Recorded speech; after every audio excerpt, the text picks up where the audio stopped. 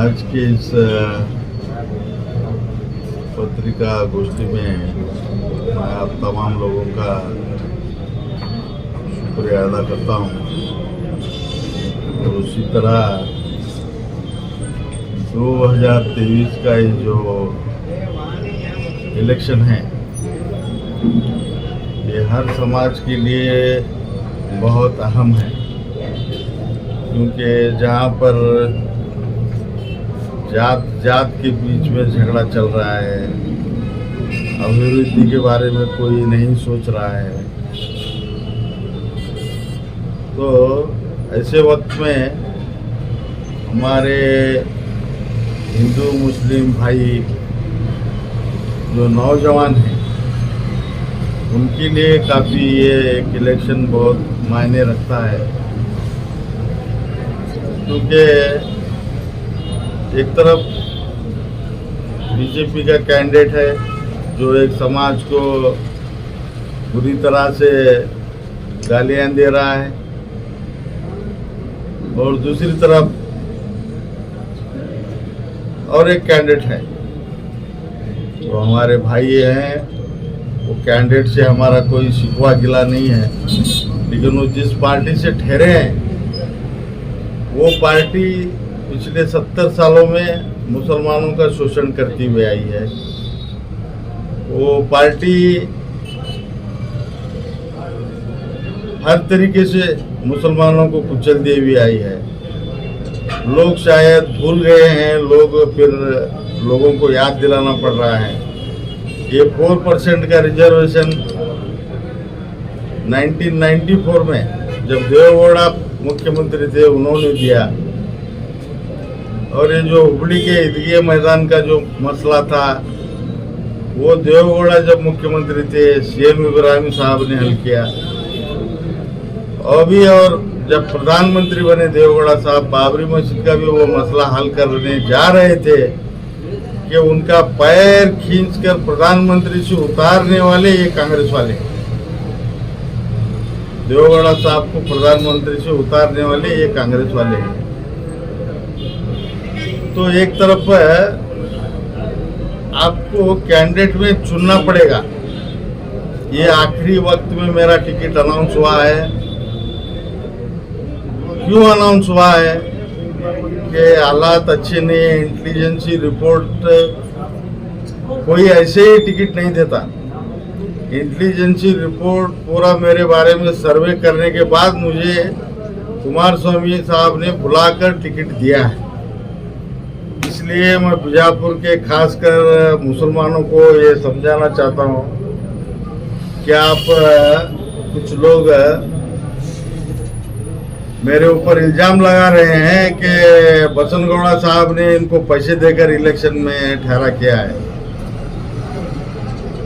तो मेरे पास दूसरा ऑप्शन नहीं है कि आपको मैं कैसे समझाऊं। पैसे खाकर इलेक्शन ठहरने वाला आदमी मैं नहीं हूँ। मैं एक सीधा साधा मीडियम क्लास फैमिली का आदमी हूँ। 2010 में जब वो हमारी जेडीएस पार्टी में शामिल हो रहे थे तो मैं एक ही वाहिद शख्स हूँ जो जेडीएस को राजीनामा देकर चला गया था कि ऐसे आदमी को हम हमारे माइनॉरिटी बेल्ट में लेकर नहीं घूम सकते। तो फिर वो पार्टी छोड़ के जाने के बाद फिर कुमारस्वामी को मालूम होने के बाद 2018 में फिर से मैं जेडीएस में आया। तो बहुत कैंडिडेटों के बीच में करने के बाद ये मुसलमानों के गैर कौम के वोट लेने वाला वाहिद शख्स महाबरी है बोल के सर्वे करने के बाद मुझे टिकट दिया गया।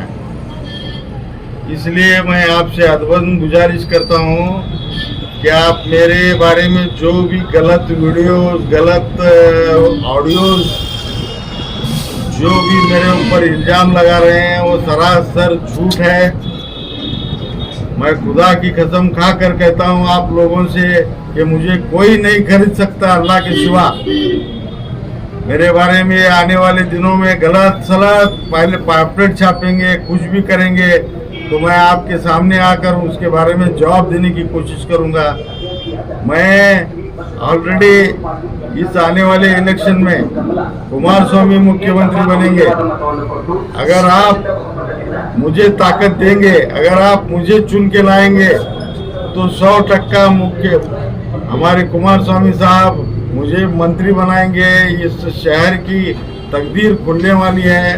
आप थोड़ा सोच समझ कर वोट करिए। अभी वक्त बहुत है आने वाले, अभी वक्त बहुत है सोचने के लिए, आप वक्त लीजिए। मेरा गुनाह क्या है बताइए? मैं किसी के पास पैसा खाया हूँ, किसी को नौकरी लगाता हूँ करके बोल के पैसा खाया हूँ? मैं एक सीधा साधा आदमी हूँ। अगर आपको मेरे बारे में कुछ समझना है तो मेरे पास आइए, दूर बैठकर मेरे ऊपर इल्जाम अल्लाह के वास्ते मत लगाइए। मैं बस इतना कहना चाहता हूँ। बसनगौड़ा पाटिल यत्नाड़ मुसलमानों को टोपी बुर्का डालकर नहीं आना बोल के बोले, तो उस टाइम तो आपने कहीं बयान नहीं दिया उन पर? मैं बहुत से बयान दिया हूँ। मीडिया में तो नहीं है, कई बाइट्स में है, कुछ भी नहीं है। आप कह रहे दिया हूँ मैं बाइट्स के आपको सिर्फ मेरे पिछले बाइट्स जो है मैं आपको भेजूंगा, आप सुनिए पहले। तो कांग्रेस के 27 कैंडिडेट होने के बाद बसनगौड़ा का जवाब क्यों नहीं दे? महाबरी के अंदर ये की ताकत है। महाबरी में अपनी बड़ापन नहीं कर रहा हूँ, खुदा मुझे ताकत दिया है। ये बसनगौड़ा को जवाब देने का कांग्रेस के पास दम नहीं था, इसलिए मुझे इलेक्शन खड़ा होना पड़ा। घर में बैठा था मैं, मुझे बुलाकर सर्वे करके टिकट दिया गया है। घर में बैठकर मुझे इल्जाम मत लगाइए। सर, आप जब आप कह रहे हैं कि कुछ लोग आप पर अब इल्जाम लगा रहे हैं या आपको अब आने वाले दिनों में कुछ ऐसे बयान आपको सामने आएंगे, आप लोग होशियार हो जाइए लोगों से आप कह रहे हैं, ऐसा आपके बारे में कुछ है क्या ऐसा जो आप कह रहे हैं, जो पर्दे के पीछे कुछ है? मैंने परसों जो नॉमिनेशन के टाइम पे वो जो लोग आकर बाहर कह रहे थे, वो कुछ यूटीवी के अंदर में कुछ देखा, वो उस वजह से मैं आपको बोल रहा हूँ, दूसरी कोई बात नहीं है। क्यों बोले तो अभी ये मोबाइल का जमाना है, कहीं पे भी कुछ भी ला सकते हैं।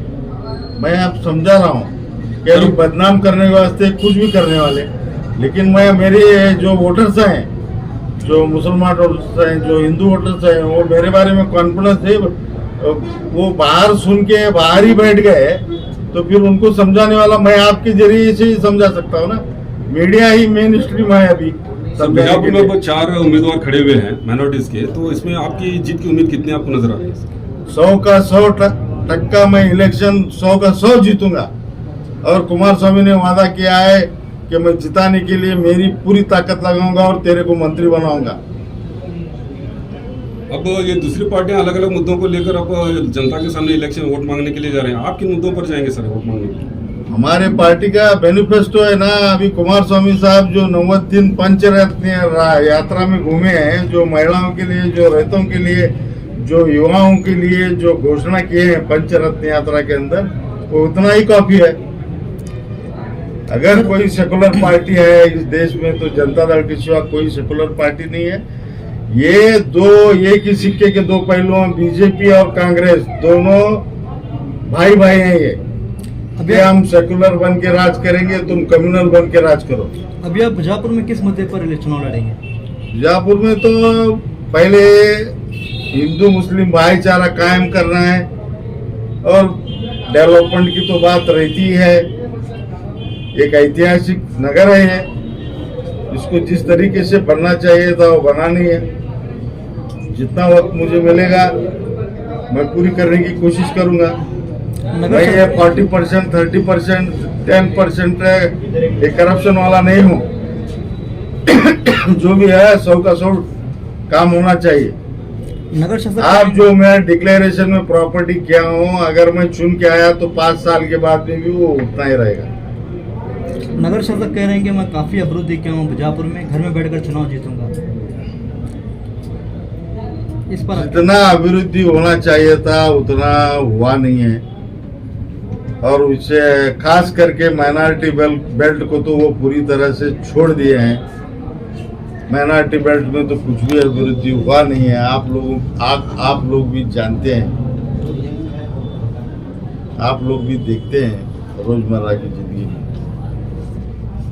परसों में नगर शासक बता रहे थे कि मुस्लिम मेरे से खुश है। हाँ, मुस्लिम उनसे खुश है। वह बसनगौड़ा से पूछना कौन खुश है। बसनगौड़ा ही बता रहे थे कि मुस्लिम मेरे से खुश है। वो बसनगौड़ा को पूछना चाहिए ना कि कौन सा मुसलमान आपसे खुश है। सर अब प्रचार के लिए आपके कौन कौन से नेता कब आ रहे हैं सर? कुमार स्वामी साहब आएंगे, शेम इब्राहिम साहब आएंगे और हमारे दूसरे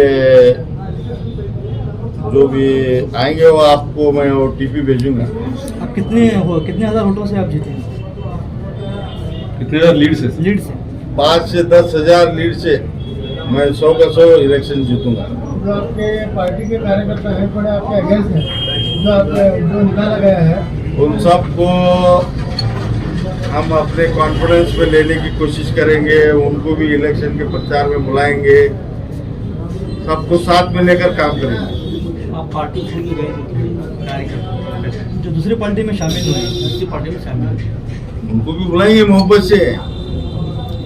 कांग्रेस से ही कल अभी आप देखो, कांग्रेस से ही बहुत लोग आके ज्वाइन होंगे, आपको बुलाएंगे आपके सामने ही, आप देखो। सर पिछली बार तो जो महिला अध्यक्ष थी स्नेहलता शेट्टी मैडम, वो अभी कांग्रेस में जॉइन हो चुके हैं, उनको उपाध्यक्ष बनाया गया। वो कई महिलाओं को भी कांग्रेस में शामिल कर रहे हैं कि अब महिलाएं आपकी पार्टी को छोड़कर जा रही हैं। चलता रहता है, वो कुछ नाराजगियां रहती है, वो पुराना पानी जाता है, नया पानी आता रहता है। ऐसा ही ये सियासत में आया राम गया राम का ये इलेक्शन के मोमेंट में रहता है। इसके बारे में ज़्यादा सर खराब करने की जरूरत नहीं है। जितना मुझे जीतने के लिए वोट चाहिए वो वोट मेरे पास है, आप कोई चिंता मत करो। और नए न्यूज़ों के लिए देखते रहिए अपना चैनल TV22 न्यूज़। लाइक करें, शेयर करें, सब्सक्राइब करें और बेल आइकन बटन दबाना ना भूलें।